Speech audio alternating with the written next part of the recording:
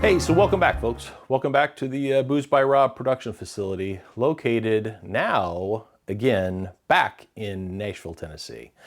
You might have seen our last video where we were doing a mojito in Cuba. There are more Cuban videos to come. Processing them is going to take a little time. This is one where I didn't get a video of it, but we had a couple of them, and they're really excellent.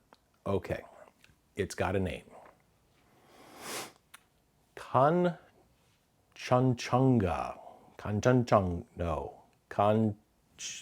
right. One moment, please. Canchanchara. That's the way you say that. So this became kind of a running joke. When we first heard this word, we didn't know what it meant. Then we found out it was a cocktail. Then the next bar we went to, we ordered one of the Canchancharas, and it became a battle cry between one of our travelers, Dee, and I, who then talked about, well, you should have worn a Hawaiian shirt in Cuba. And I said, well, why would I wear a Hawaiian shirt in Cuba? Because they're not Hawaiian. Which led to a discussion of the difference between Cuba and Hawaii, the Pacific Ocean and its location to the Gulf of Mexico being just right next to the Atlantic Ocean. But then the production facility and their staff said, you know, you should wear the Hawaiian shirt. It's really kind of fun. So I'm wearing a fun Hawaiian shirt. But now we're going to get to this drink, the Canchanchara. 3 ingredients. It falls into the sour blend of cocktails where it has 3 ingredients: a liquor, a citrus, and a sweetener. We're going to start off with a sweetener first, honey. I actually warmed up the honey a little bit so it would blend a little bit. I just stuck it in the microwave, and I'm using an ounce. Okay, now if we're talking about Cuban bartenders, they're really not much into measuring things at all. It's all by sight.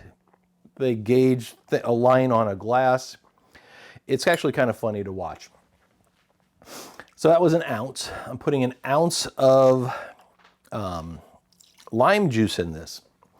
Now, so we don't want to put any ice in there yet because it would congeal and harden the honey.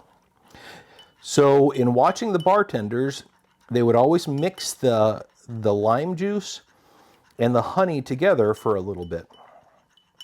This is also Cuba's oldest.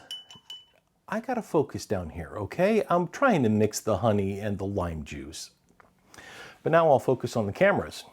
Production staff is feeling her oats today. This is Cuba's, let's get back to me now. It's Cuba's oldest cocktail, dates to the late 1800s during their revolution. And it is typically served in a small terracotta or earthen cup. I don't have those, and Whiskey doesn't make them, so therefore we go without.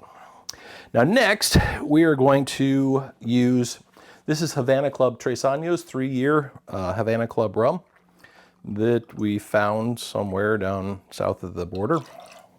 You cannot buy this in the United States. Darn it, and that's a really good rum. So the drink is done. So you have to shake it. You got all those stuff going on, so you got to shake it. So the way it was done in numerous cocktails is they would just dump everything in the tin. They shook with the glass. I don't do that because you can chip the edge of a glass and you wouldn't know it. So we're going to use the tins. Light tap.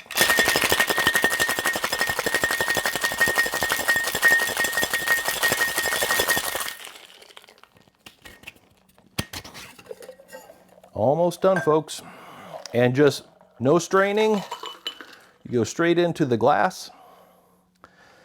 And then all you need to do to finish it off is add a straw. And that's a short straw from, you know, Whiskey. So here you go, folks. The Cuban drink, Canchanchara. Yes, it is hard to speak for this guy. So, as we say, folks, cheers. Stay safe and enjoy.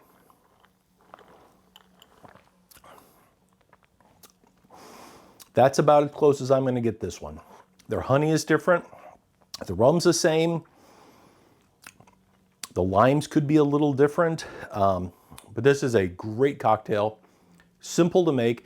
Use a white rum if you don't have Havana Club. Bacardi Silver, just fine. So here you go, folks. The Canchanchara.